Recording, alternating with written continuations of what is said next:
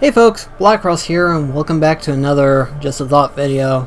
Wanted to go ahead and talk about this for a while, but there's actually a bigger issue that has come to rise in this occasion of me wanting to talk about this for a long time type thing. And that is the fact that we now have new Kingdom Hearts news coming up. New, not just the Remind update or anything like that, not Remind DLC. This is a completely new Kingdom Hearts experience that we're going to be witnessing, quoting quote from what people are saying, the next couple of months, being that of spring of this year. Now, what is this new Kingdom Hearts game? Currently, we don't know the title of it. I'm sure within the next month from now, we will probably find out what that title is going to be called, but right now it is called Project Xehanort. And judging by the way it sounds, you already know right off the bat what this means. It means that the story is going to be mostly focused on Master Xehanort himself. Or, as we're seeing within the artwork that was revealed to us, more than likely his origin story per se, when he was younger and stuff like that. And it's interesting to kind of see the story because this kind of reflects what happens inside of Remind. As of right now, I haven't really touched the Remind yet. In fact, as of right now, it should be downloading as we speak, so I have no idea what's going on in terms of Master Xehanort and stuff. But there is a new story segment that's going to be happening with this new game that's coming up. There's, however, one problem that I have with it, and that's the fact that it's going to be for mobile phone. Now, I want to go ahead and clarify something before we just jump into what we could see within Project Xehanort per se. Now, the only other mobile phone game that we've ever gotten, quote-unquote gotten, was that of Union Cross. Now, Union Cross has a lot of problems from what a lot of fans say. You know, one of them is the fact that it has a gacha mechanic, being that of you submit money to buy jewels, which is the game's currency, in order to buy packs for medals. These medals are used in order to do in combat, and you can get either some really good medals or some really crappy medals. And a lot of people have said that this is a very bad mechanic to have in a Kingdom Hearts game. And unfortunately, it shows. It shows how bad it is. I've never touched it myself, but I've seen a lot of people play it. And I've even heard people say the phrase, "You're not a true Kingdom Hearts fan if you don't pay more than $100 for jewels." And I'm looking at them, I'm like, I can save $100 and use that to buy my figures that I get for Kingdom Hearts. I'm sorry, that's stupid in my personal opinion, but that's just me. That's just me. But I actually have another issue, and that is the overarching story that is within Union Cross. Now, here's the thing, okay? Aside from like one major story element that's in Kingdom Hearts Union Cross, there are several problems that I have with the story in Union Cross. And this is where this rant comes in. I've been wanting to talk about this for the longest time, and that is that I have a major problem with Kingdom Hearts 3. Here's the thing, I love Kingdom Hearts. It is my favorite series of all time. I love it to death. I played through all the games, with the exception of Union Cross, mind you, but again, continuing on. I absolutely love the series, and despite how confusing the story can get at times, I absolutely love it, you know. You know, it's one of those things where it's like, yeah, the story's confusing, but every once in a while the pieces finally align themselves, and then you get the aha moment. You know, you get that sudden feel of like, hey, I finally got it now. It makes sense, you know. It's one of those things where it's like, it took this long to get it put together, but keep in mind, Nomura has this like, I wouldn't say talent when it comes to storytelling. He has this ability to tell a story and then leave plot holes in them, only to go back into them and fill them up again. In fact, this has been stated multiple times actually during the development of Kingdom Hearts 3, in which where people ask the question of how do you go about telling the story for Kingdom Hearts. And he actually said the phrase, I purposely leave plot holes in the story in order to fill them out later on. Like he says so himself, he may not know where he wants to take the story from there, but once he goes back into it, then he can take the story to the next level. He may not know how he's going to explain it. He may not know how he's going to go about it. In fact, by the end of Kingdom Hearts 2, we didn't even know we were going to see Birth by Sleep being what it was. We didn't know there was going to be another Xehanort character, a Master Xehanort. You know, we never even knew this was going to be a character that was going to exist. Technically, by the end of Kingdom Hearts 2, that character never existed yet. But when you think about it, it makes a lot of sense, you know. It's much like how a lot of writers usually do, you know. They take the story as they're writing it and stuff like that. They have, like, the beginning parts and the ending parts, but they don't know quite how to fill in that gap at times, you know. Every writer tells the story differently, and in Nomura case, he writes the story differently. He'll leave plot holes purposely in order to go back and fill them later on. And even though this can create a lot of problems for the story itself, Nomura tends to fill them out pretty well, actually. Depending on what you mean by filling them out, of course. This is where, this is the biggest issue when it comes down to it. These plot holes tend to get filled in, and when they do, you don't generally expect them to be filled in the way that you think it works. Like, you have theory and ideals of how things work. It's like, oh, this is Kingdom Hearts, this is Disney we're talking about, so magic takes into a big count and everything like that.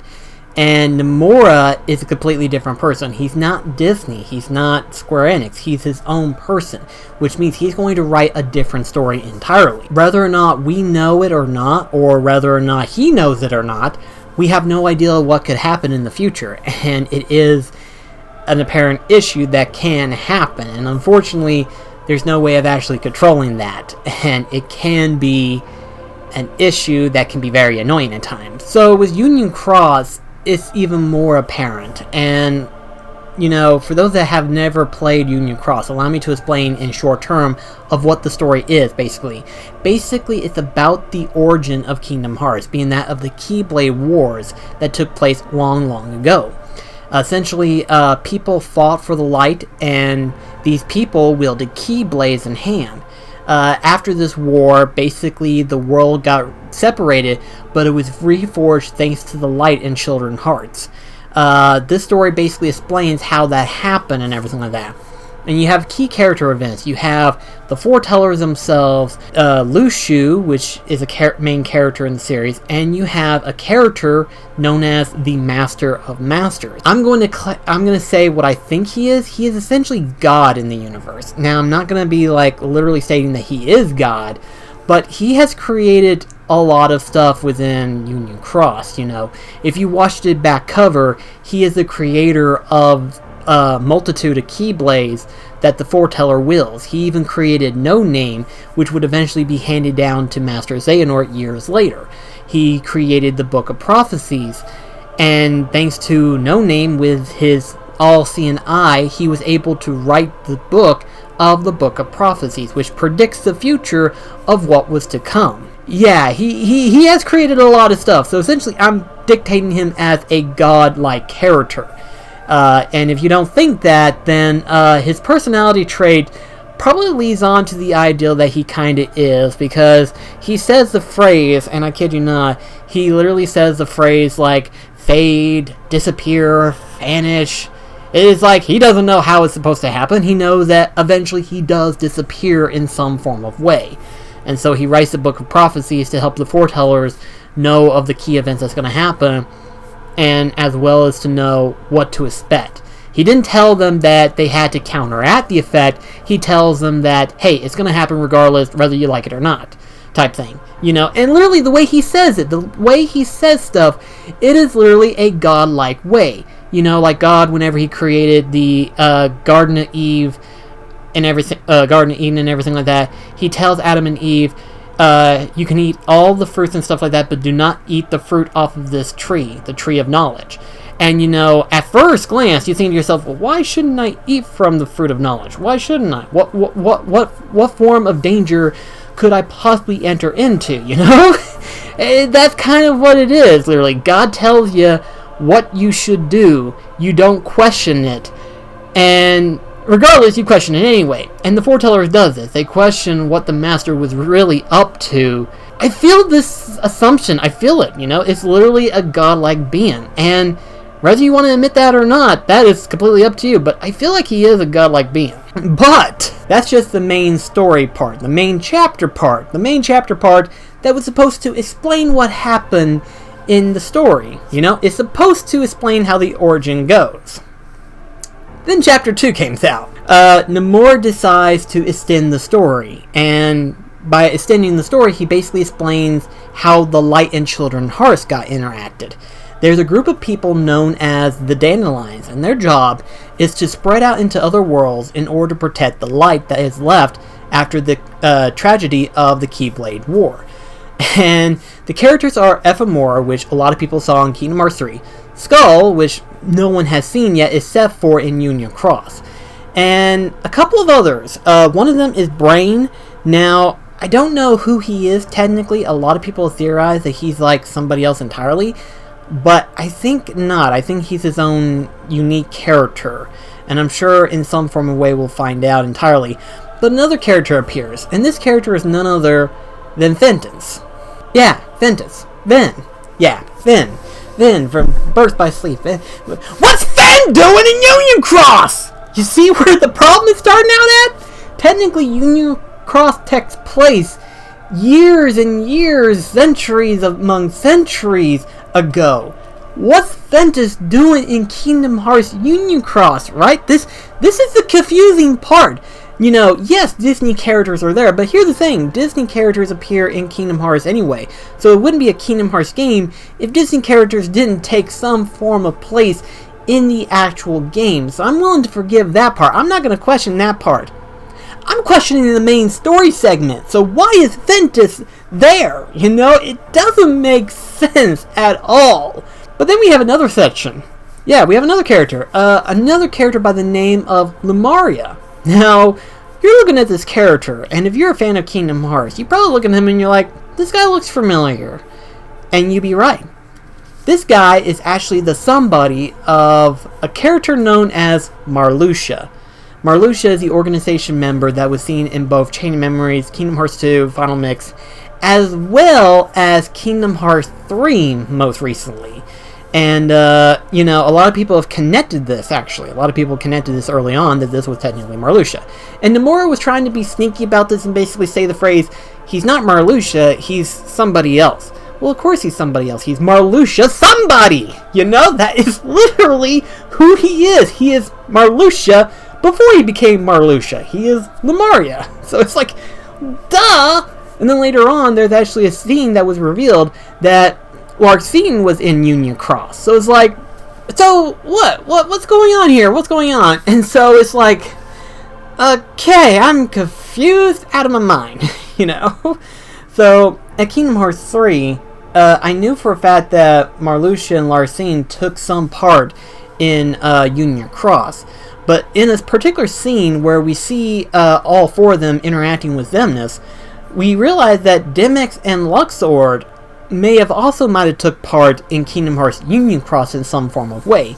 As to how that might be, we don't know yet. Or as far as I don't know yet. So, if anyone knows that ideal, like actual concrete evidence, let me know in the comments below. But at the right now, I have no clue, really. I really don't know. That part of the story is complicated enough as it is, because apparently there's like a murder mystery where technically there was another member of the Dandelions and someone murdered her to take her place. And so it's confusing to see who it was, because a lot of people thought that it was Marluxia, in which case I wouldn't blame them, because Marluxia does try to defect against organization to form his own organization, which is weird for him to appear in the current organization, Kingdom Hearts 3, but you get the whole ideal. So it would make sense for him to be the one who killed this particular character. However, though, it was later revealed that there might be a possibility that Sterliza, I hope I pronounced that right, but Sterliza is actually Lumaria's sister. And a lot of people think that he's not the murderer, but rather someone else is. So who that is, I don't know right now. And as of right now, that story is still on the continue stage. We don't know yet at the moment. But there's another segment of the story, and this is the one where I literally wanted to rant about this, you know, because on the one hand, I don't play Kingdom Hearts Union Cross, for reasons I will explain later. But it's like, I didn't quite understand it at first. But then, by the time I finally got the aha moment, I had a headache, and that's whenever I wanted to make a rant video about it. So, This new update that came out some time ago involves Maleficent. Maleficent gets trapped into a data version of the world. Sounds familiar, right? She does it twice! How is she stuck in the data world again? And this is in the past. While she's stuck in the data realm, she gets to interact with a guy in black. I say guy in black, but we don't even see him specifically. He's shrouded in darkness, so we don't even know if it's Lushu, if it's a Master. We don't know who it is at the moment. So, as of right now, we're just going to label him as Unknown. Unknown tells Maleficent that she can get back into the physical world, but she can also travel to the future. And Maleficent is confused by this, naturally so, and asks him, how is this possible? How am I able to travel to the future? And he basically tells him, you technically are in the future, so therefore you technically succeeded in getting to the future. And so it's like, okay, so what is this supposed to lead up to? And that's whenever my boy Cynical came up with the theory, and the theory makes perfect sense. At the same time, my mind would bust into a million pieces. The way they explained it is that technically there is a device known as the Ark. This Ark has the ability to take a person's heart and travel them into the forward or past parts of themselves. So, much like how in Kingdom Hearts Dream Drop Distance and Kingdom Hearts 3 has explained it, the way in which time travel works is if you have to time travel as a heart, because the body cannot survive the time travel stasis. So, in other words, the way you time travel, you have to be a heart only. Only a heart. And that's how you time travel. But as to how if time travel works, it's still a little confusing at first, because this device can only work if there is a version of you in the future. Now, how far into the future is a little bit confusing as of right now, but as far as I know, so long as you existed in that time frame. And so this is where it gets interesting. So the theory is that Maleficent in Kingdom Hearts 2 is not the same Maleficent that was in Kingdom Hearts 1. So Kingdom Hearts 1 Maleficent died. So in other words, the present Maleficent died. Literally, she's dead. She's gone. The Maleficent we have right now is actually a different Maleficent entirely. Meaning she is the Maleficent from the past. The far, far distant past. The past as in Union Cross's past. The past as in during the Keyblade War. The past as in... Oh, you see how this is becoming a rant? You see why I wanted to rant about this? I literally was like, what? What? So, at the scene of Kingdom Hearts 2, the fairies saw that a crow brought in Maleficent's robes. Now, they were talking and they mentioned of how the memories of her was coming back. In other words, the way in which you can come back to the future, whether regardless if you existed or if you're still there or not, depends on the memories of that person. If they're strong with that person, whether or not you did good or bad, if they are strong, you can travel forward into that time frame. So in other words, not only are the memories important, but there has to be another anchorage to where you yourself can travel into the future. Now this was never brought up into the main Kingdom Hearts game so far. But Maleficent might have had access to the Ark in which she was able to travel forward into time. So in other words, this Maleficent that we know right now is a different Maleficent than what we knew in Kingdom Hearts 1. You see where the problem is coming, guys? The story is so complicated. Nomura puts in a story element that technically didn't even need to be explained. Okay, because here's the thing. Here's what I thought, and I'm sure a lot of people thought this way. Maleficent is pure evil. She classifies herself as the mistress of all evil. So darkness is an element. So basically she used the magic of darkness to come back. So it's like, yeah, this is how it works, right? Nomura decides, no, this isn't how it works. I'm going to put this little plot device here and explain it differently. You see where this is going, guys? This is where it becomes a problem for me. Oh, gosh. The story is so confusing enough I can't even follow it. Keep in mind, I don't play Union Cross, so this shouldn't bother me, but this is a main story element that is connected to the main Kingdom Hearts series. And not only that, but the foretellers are actually present in Kingdom Hearts 3. When you beat Kingdom Hearts 3, they show up. So a lot of people are theorizing that they use arcs as well in order to get to the future, and the box and Lucio himself is actually the anchorage in which they were able to exist into the future. Keep in mind, this is centuries beyond in the future, yet somehow Lucio was able to exist at that time and have the box in hand. In other words, memories of the foretellers exist within him. No one else has these memories. Lucio does. So they exist because Lucio exists. Okay, so if I've explained my gripe enough, allow me to explain another gripe issue with it. This is a gacha mechanic game, a microtransaction, heavy induced microtransaction, might I add, where you buy jewels and use those jewels to purchase packs in order to try to get better medals. This is an issue people have from the very get-go.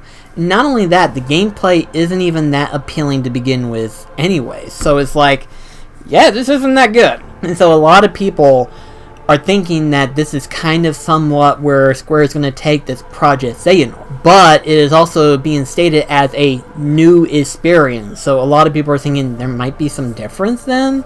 It might be a little bit different. Who knows? We don't even know what it's going to look like. We don't even know what the gameplay is going to be. We don't even know if it's going to have microtransactions to begin with, you know? And it's one of those things where it's like, even I don't know, but at the same time, I'm not going to get invested in that. As much as I want to know the story of Master Xehanort, as much as I want to know what happens, because believe me or not, this is going to be some heavy storytelling stuff.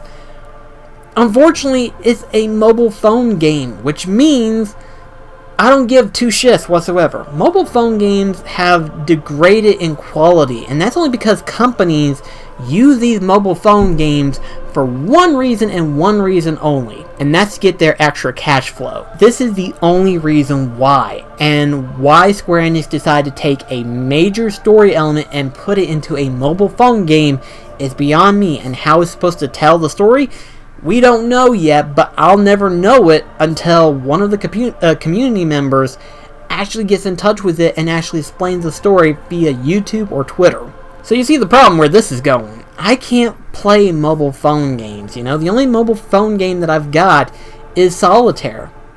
And that's all I want, okay? Because it is just a small time-wasting game, you know? There's no reason to have a major game in a mobile phone, because if you did, guess what? That's not how it works, okay? That's just, oh gosh, I hate mobile phones. It's bad enough that Nintendo jumps into it as it is, but it's like, the level of quality that has degraded in mobile phone games now is just tarnishing gamers entirely, and the fact that it still continues bobbles me. But then again, people keep buying into this, you know? They keep falling for the gacha mechanic, they keep failing for it all, and here is the biggest reason why it has succeeded thus far, and that is a terminology known as the fear of missing out. This terminology is very strong right now. It used to not even be a term really until like 2018, 2019 probably, more than likely. But the fear of missing out is a very strong term, and it exists even now as we speak. You know, it exists in every media, in every game, in every form of access out there. If you are not remotely connected to, like, say for example, Marvel's a big part. If you don't watch every movie, every TV show, you could potentially miss out on some key elements for like the next Marvel movie and stuff. Unfortunately, I have a problem with that. I do. I have a major problem with that element in mind. And it's like, I don't like that. I don't like the fact that companies are using this to give them a heads up when it comes to getting audiences and stuff like that. The fear of missing out is a chicken maneuver. It is a chicken maneuver. I kid you not, this is so low of a move, it makes me sick to my stomachs. And out of everything in media and genuine, Kingdom Hearts is probably the worst offender of them all. Think about it. If there was a major story plot that was going on in a mobile phone game, and if you're not in it, you could be missing out on some very important story details you didn't even know existed, you know? It's like, why do they do this? And with a main character like Xehanort himself in a mobile phone game, you can pretty guess that there's going to be some major story plots that are in that game that are going to help explain how Master Xehanort came up with this genius plan and stuff, you know? This is something crucial here, okay? And it's like, oh, no, don't do this, don't do this! But unfortunately it's happening, and we have no control over it, unfortunately. So, how this is going to play out, we don't know, but I know one thing for certain, I'm not going to touch it, but a lot of other people are more than likely going to, and the story is going to be so complicated, I'm going to end up ranting again later on, probably, more than likely. So, get ready for probably future ranting in regards to Kingdom Hearts, because I love the games, I love the series, but the story can be convoluted, and the fact that there's mobile phone games in which there's a plot story and it's only in those things, that's going to make me mad. So, anyway guys, let me know in the comments below, what do you think about all this? I'm tired, I've got a headache because of all the story that's been going on and stuff. So, whatever. Thank you guys so much for watching and listening, and I'll see you in the next video. This is BlackCross signing off. Catch you guys later.